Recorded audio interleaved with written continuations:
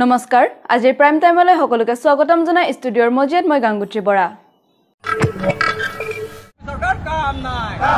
অসমৰ বানপানী সমস্যা ৰাষ্ট্ৰীয় সমস্যা হিচাপে ঘোষণা নকৰা প্ৰতিবাদত ৰাজ্যজুৰি আছুৰ বিক্ষোভ প্ৰতিবাদ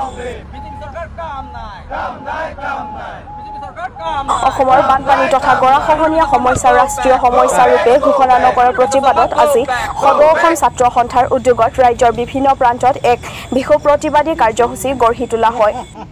সেইলৈ কাৰ্বি আংলং জিলাৰ সদৰ চহৰ ডিফুস্থিত চেমচন সিং ইংটি মেমৰিয়েল পাৰ্কত সদৌ অসম ছাত্ৰ সন্থাৰ কাৰ্বি আংলং জিলা সমিতিৰ উদ্যোগতো এই বিক্ষোভ কাৰ্যসূচী পালন কৰা হয় উক্ত প্ৰতিবাদী কাৰ্যসূচী ডিফু আঞ্চলিক ছাত্ৰ সন্থাৰ উপৰি জিলা ছাত্ৰ সন্থাৰ কেন্দ্ৰীয় নেতৃবৰ্গ লগতে বহুকেইজন নেতা কৰ্মী উপস্থিত থাকে ডিফুৰ পৰা Ajit Gogoi report 365 news India ছাত্ৰ সন্থাৰ নিৰ্দেশ মৰ্মে আজি ৰাজ্যৰ জৰিয়তে বিক্ষোভ কাৰ্যসূচী লোৱা হৈছে এই বিক্ষোভ কাৰ্যসূচী লোৱা কাৰণটো এইটো হ'ল যে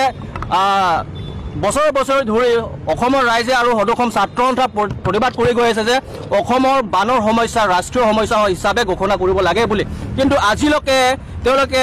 বহুতকেইটা মিটিং নিৰ্বাচনী মিটিঙত কৈছে ডাবল ইঞ্জিন ট্ৰিপল ইঞ্জিন গতিকে ডাবল ইঞ্জিন ট্ৰিপল ইঞ্জিন কথাটো এটা ফটাডুল হিচাপে তেওঁলোকে বজাই গুচি যায় কিন্তু আজিলৈকে আজি তাৰিখত তেওঁলোকে অসমৰ 28টা জিলাত যোনটো বানপানীত সন্মুখীন হ'বলগীয়া হৈ আছে সাধাৰণ ৰাইজ আজি কেন্দ্ৰীয় চৰকাৰ নৰেন্দ্ৰ মোদীয়ে হওক বা গৃহমন্ত্ৰী অমিত শ্বাহে হওক তেওঁলোকে আজিলৈকে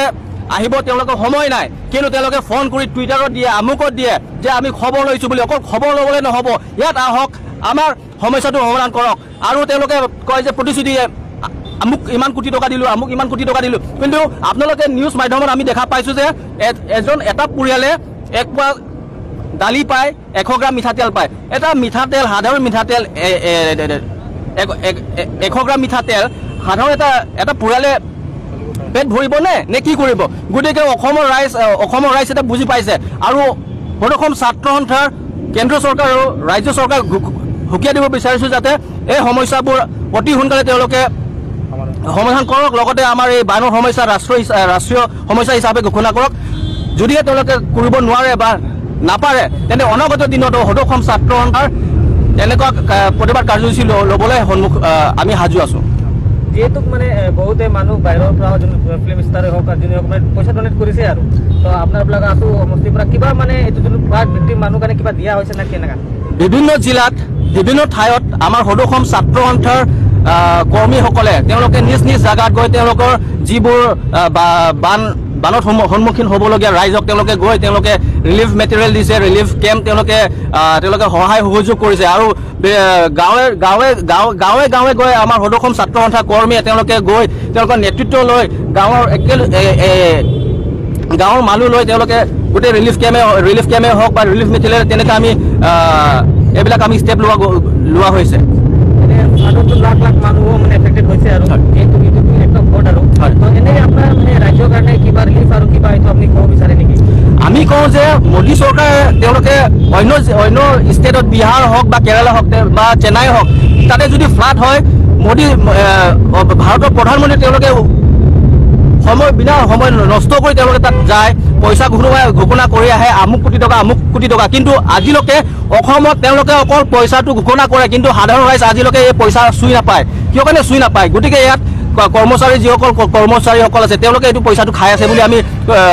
নিজ চকুতে আমি দেখাই কিন্তু ক'ব পাৰোঁ যে এইকেইটা পইচা যোনটো ভুক্তভোগী হৈছে অসমৰ ৰাইজ তেওঁলোকে আজিলৈকে পোৱা নাই পশ্চিম কাৰ্বি আংলং জিলাৰ জেংখা বজাৰৰ বিধ্বংসী অগ্নিকাণ্ড ঘটনা সংঘটিত যোৱাকালি সন্ধিয়া প্ৰায় 7 বজাৰ পৰা 8 বজাৰ ভিতৰত পশ্চিম কাৰ্বি আংলং জিলাৰ জেংখা বজাৰত এক বিধ্বংসী অগ্নিকাণ্ড সংঘটিত হয় অগ্নিকাণ্ডৰ সূত্ৰপাত ক'ৰ পৰা কেনেকৈ হ'বলৈ পালে সেই বিষয়ে এতিয়ালৈকে বিতংভাৱে একো জানিব পৰা হোৱা নাই যদিও 20খনতকৈও অধিক ব্যৱসায়িক প্ৰতিষ্ঠান উক্ত অগ্নিকাণ্ডত সম্পূৰ্ণৰূপে ভস্মীভূত হয় বুলি স্থানীয় প্ৰত্যক্ষদৰ্শীয়ে জানিবলৈ দিয়ে অৱশেষত হুজাই জিলাৰ শংকৰনগৰৰ পৰা অগ্নি নিৰ্বাপক বিভাগৰ 2খনকৈ গাড়ী আহি অগ্নিকাণ্ড নিয়ন্ত্ৰণ কৰে যদিও জেংখা বজাৰৰ অৰ্ধেক ব্যৱসায়ী প্ৰতিষ্ঠান অগ্নিকাণ্ডত সম্পূৰ্ণৰূপে জ্বলি ছাই হৈ যায় খেৰণীৰ পৰা জয়ৰাম কাঠৰৰ ৰিপৰ্ট 365 নিউজ ইণ্ডিয়া খুব আমি ভাল পালোহেঁতেন। ইতিমধ্যে যিখিনি জ্বলিছে আপুনি অনুমানিক কিমানমান ক্ষয় ক্ষতি হৈছে বুলি অনুভৱ কৰিব? এইটো অনুমানিক এতিয়া মই যিয়ে নেকি ইয়াত ডাঙৰ ডাঙৰ দুখন দোকান আছে, দুখন হাৰ্ডৱেৰ দোকান আছে। হাৰ্ডৱেৰ দোকান বুলিবলৈ ক'লে আমি ইয়াত মোটা অংকৰ এটা ধন থাকে, গতিকে আমি অনুমান 1 কোটি টকাৰ বৰ্তমান অনিষ্ট হৈ গৈছে, ইতিমধ্যে হ'ল হয় অনুভৱ কৰোঁ। মই জেংকা বজাৰৰ দোকানী হয়। মই 10 মিনিটমান আগতে ইয়াৰ পৰা গুচি গ'লোঁ ঘৰত। তাৰপিছত ঘৰত গৈ পেলাই গৈছোঁ মাত্ৰাই তেতিয়াই মই গম পালোঁ যে জেংকা বজাৰত জুই লাগিছে। তাৰপিছতে মানে মানুহৰ মুখৰ পৰা শুনিলোঁ, মইতো প্ৰথমতেতো দেখা নাই,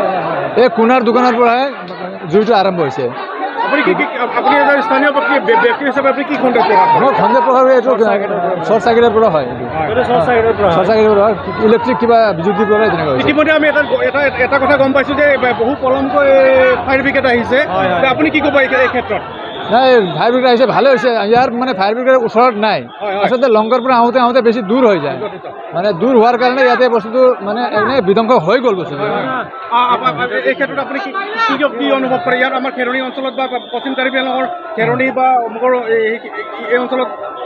ফায়াৰ ব্ৰিগেডৰ প্ৰয়োজন আছে, হোৱা বহুত দৰকাৰ, প্ৰয়োজন অতি আৱশ্যক।